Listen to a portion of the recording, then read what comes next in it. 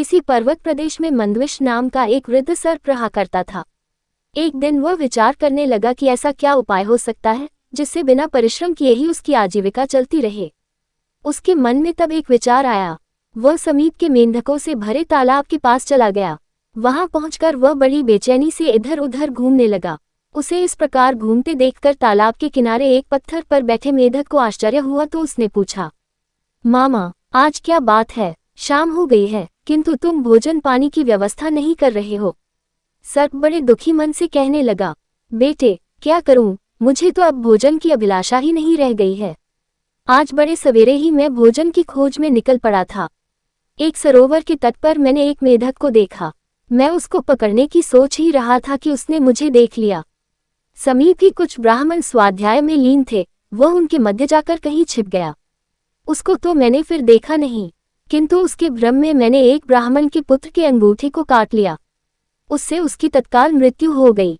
उसके पिता को इसका बड़ा दुख हुआ और उस शोकाकुल पिता ने मुझे शाप देते हुए कहा, दुष्ट, तुमने मेरे पुत्र को बिना किसी अपराध के काटा है। अपने इस अपराध के कारण तुमको मेंढकों का वाहन बनना पड़ेगा। बस तुम लोगों के वाहन बनने के उद्देश्य से ही मैं यहाँ तुम लोगों के पास आया हूँ। मेंढक सर्प से यह बात सुनकर अपने परिजनों के पास गया और उनको भी उसने सर्प की वह बात सुना दी। इस प्रकार एक से दूसरे और दूसरे से तीसरे कानों में जाती हुई यह बात सब मेंढकों तक पहुंच गई। उनके राजा जलपाद को भी इसका समाचार मिला। उसको ये सुनकर बड़ा आश्चर्य हुआ। सबसे पहले वही सर्प के पास जाकर उसके फन पर चढ़ गया। उसे चढ़ा हुआ देखकर अन्य सभी मेंढक उसकी पीठ पर चढ़ गए। सर्प ने किसी को कुछ नहीं कहा। मंदविश ने उन्हें भांति भांति के करतब दिखाए।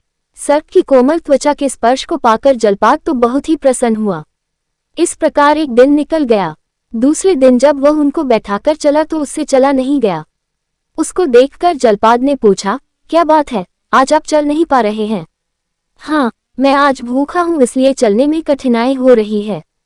जलपाद बोला, ऐसी क्या बात है, आप साधारण कोटि के छोटे मोटे मेंढकों को खा लिया कीजिए। इस प्रकार वह सर्प नित्य प्रति बिना किसी परिश्रम के अपना भोजन पा गया। किंतु वह जलपाद ये भी नहीं समझ पाया कि अपने क्षणिक सुख के लिए वह अपने वंश का नाश करने का भागी बन रहा है। सभी मेंढकों को खाने के बाद सर्प ने एक दिन जलपाद को भी खा लिया। इस तरह मेंढकों का समूचा वंश ही नष्ट हो गया। सीख, अपने हितैषियों की रक्षा करने से हमारी भी रक्षा होती है।